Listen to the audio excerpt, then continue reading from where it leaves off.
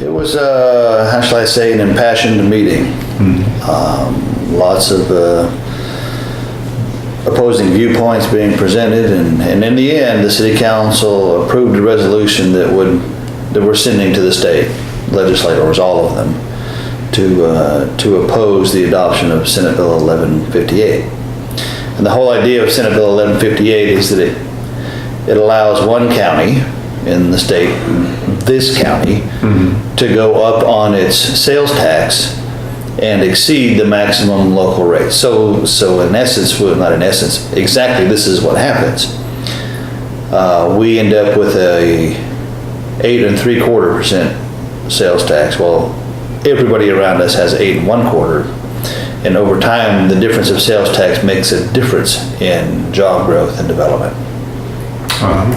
And the county thinks this is a better way to pay for their jail than property taxes, and provides relief in that area.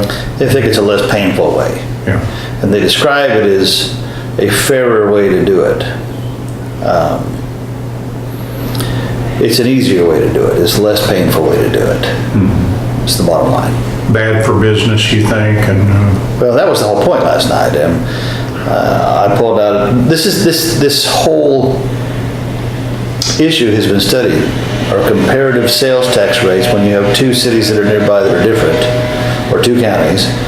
Does it make a difference? And it's been studied before. The answer is yes, and there are examples. One of them that I cited was a study done in the Washington, D.C. metropolitan area. Okay, well, that's not Texas. Looking closer to home, we took a look at the two cities of Texarkana. On the Arkansas side, it's a 10% tax rate. Actually, now it's 10.25%. And on the Texas side, it's 8.25%. Well, where do you think all of the new car dealerships are? Every one of them's on the Texas side. Where are all the big box stores? All with the exception of one Walmart and one Albertsons is on the Texas side. You take a look at the sales that the two cities have. Total sales on the Texas side are a full 50% greater than they are on the other side. And my point was last night, this isn't just a little bad. This isn't just wrong-headed policy. It's economic suicide for us if we do this. All taxes get considered when businesses decide where to locate. As it turns out, the one that makes the biggest difference, and this is borne out again and again and again, the one that makes the biggest difference is the sales tax. If we want to ensure that Starbucks never comes here, if we want to ensure that Chick-fil-A never comes here, or that Target never comes here, that's how you do it. And it's just as easy for them to locate in Mount Pleasant, or Emory, or even Mount Vernon. It's just as easy for them to do that, and they'll do it. It's the story is told time and time again in Texarkana. That's half the story. The other half is this is being billed as an offset.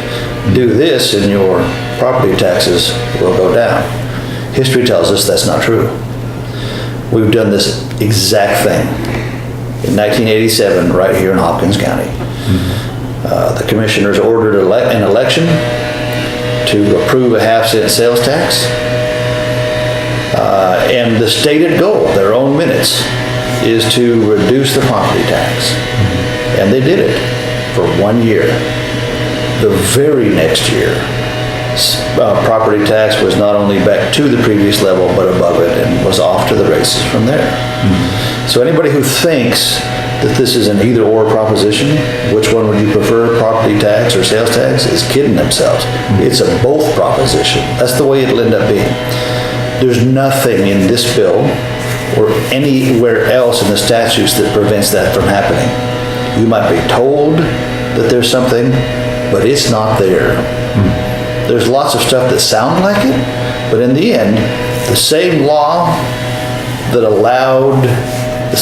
are in effect that allowed it in 87 that would allow it now. It's a little game that gets played. Yeah. Trying to guess what the legislature will do is a kind of nifty proposition. This bill appears to be bottled up in a Senate committee. We haven't seen any. And so it's our goal to keep it there. Yeah. That's where it needs to stay.